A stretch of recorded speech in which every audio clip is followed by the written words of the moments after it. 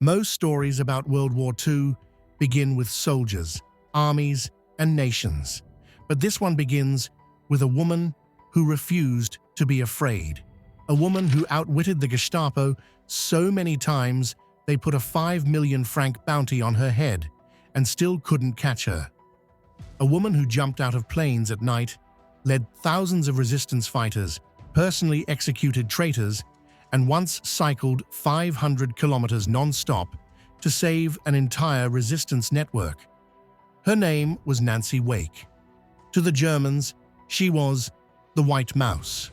To history, she became the most decorated woman of the entire war. But none of it started with a weapon.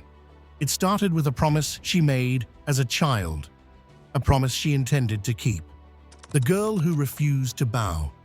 Nancy Wake was born in New Zealand, but raised in Australia, far from any battlefield, far from anything resembling war. She grew up in poverty, in a chaotic home, and learned very early that the world wouldn't hand her anything. But the world also learned something about her. Nancy Wake didn't bend, she didn't break, and she never ever backed down. At 16, she ran away from home.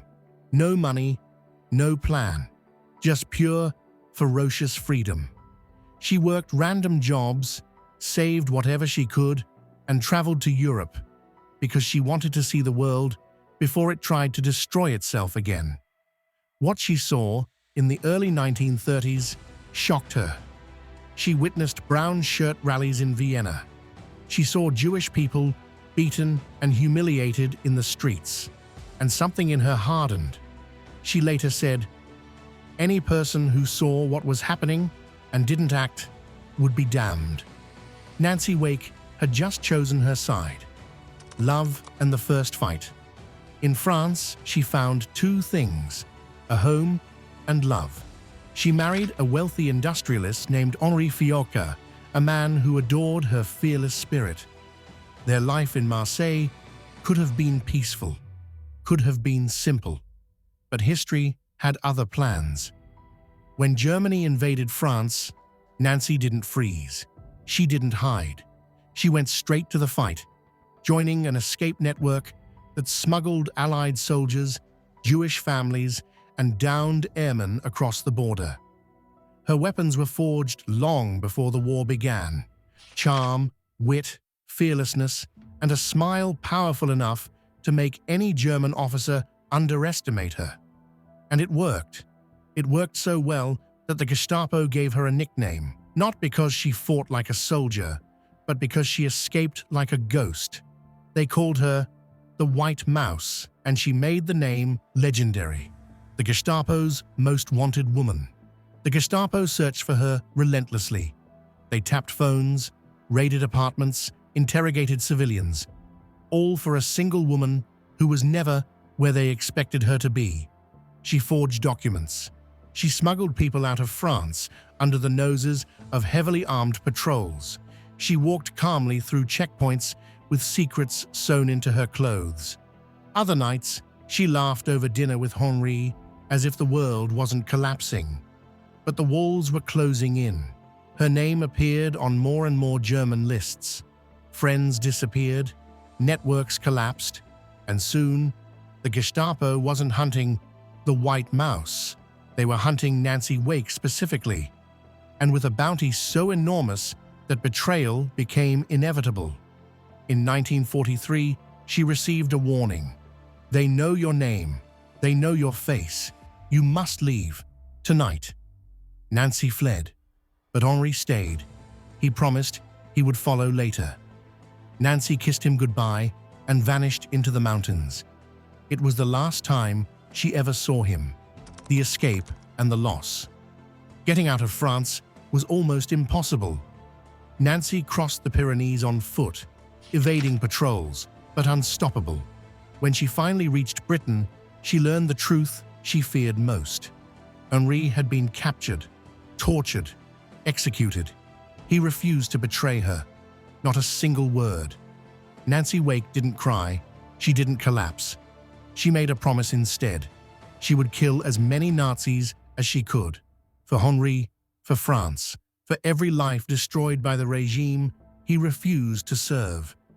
Britain listened, and they sent her to the one group that could unleash her revenge: the Special Operations Executive, Churchill's secret army, training to become a weapon. The SOE trained Nancy to fight, shoot, sabotage, and survive behind enemy lines. At first, instructors didn't expect much. She was glamorous, elegant, sharp-tongued, and confident, not the typical recruit. Then the test began. Nancy outshot most of the men. She learned explosives faster than the instructors could teach them. By the end of the program, Nancy Wake wasn't just ready for war. She was built for it. Her final assignment: parachute back into France. Night operation, full gear, behind enemy lines. When she landed, she marched straight to the local resistance leader and told him she was here to kill Nazis. He laughed. She didn't.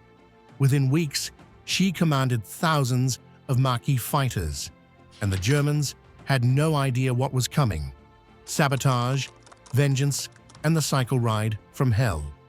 As D-Day approached, Nancy's resistance group became one of the most destructive in all of France. They blew up bridges, train lines, German convoys, and communication hubs. They ambushed patrols and wiped out entire German columns. Every explosion echoed Henri's name, but the most famous moment came when disaster struck. A vital radio code was lost. The only way to reach London was to travel across France, hundreds of kilometers through Nazi-occupied territory. Nancy didn't hesitate. She grabbed a bicycle, and she rode, and rode, and rode, nearly 500 kilometers in under 3 days. No sleep, no rest, just pure iron will. When she arrived, she delivered the message, collapsed, then got back on the bike and rode all the way back. Her actions saved thousands of resistance fighters, and the Germans never knew who had slipped through their lines like a ghost on 2 wheels. The execution of a traitor war isn't clean. War isn't noble. And Nancy Wake didn't pretend it was. When a resistance traitor was captured, a man responsible for the deaths of dozens, the group hesitated. No one wanted to pull the trigger. Nancy stepped forward. She looked the man in the eyes, and she shot him. She later said, "He betrayed us. I had no problem doing it. It was brutal. It was cold. But it was the war she had chosen, and the war that had chosen her." The fall of the Germans. As the Allies advanced after D-Day, Nancy's forces tore through German supply lines. They derailed trains, sabotaged armored vehicles, and ambushed fleeing units. Her Maquis fighters became legendary. Their operations crippled German communications in the region and helped pave the way for liberation. When the war finally ended, Nancy wasn't interested in medals or celebrations. But the world insisted. She became the most decorated woman of the entire conflict, France, Britain, and the United States awarding her their highest honors. But Nancy only cared about one thing. Henri never lived to see it. After the fire. After the war, Nancy Wake's life became quieter. She worked for intelligence services, ran for political office, and traveled the world. She married again, lived into her 90s, and always said she preferred adventure to comfort. When she was asked how she survived the war, she shrugged and said, "I was just doing what needed to be done." And when asked what she regretted most, she said, "Not killing more Nazis." The White Mouse never changed. The legend that outran fear. Nancy Wake's story is not a tale about war. It is a tale about defiance, about a woman who looked at a rising darkness and refused to let it swallow the world she loved. A woman who fought with charm, with courage, with fury, and when necessary, with a gun in her hand. She didn't become a hero because she wanted to. She became a hero because she couldn't stand the idea of doing nothing. And maybe that is why her legend endures, because she reminds us that even in the darkest moments of history, one person, one fearless, relentless, impossible person can change everything. Nancy Wake didn't just escape the Nazis, she humiliated them. And she left behind a legacy that refuses to fade. The Germans called her the White Mouse, but the world remembers her as something far greater, a symbol of courage that no regime could ever silence, and a reminder that bravery often comes from the most unexpected places.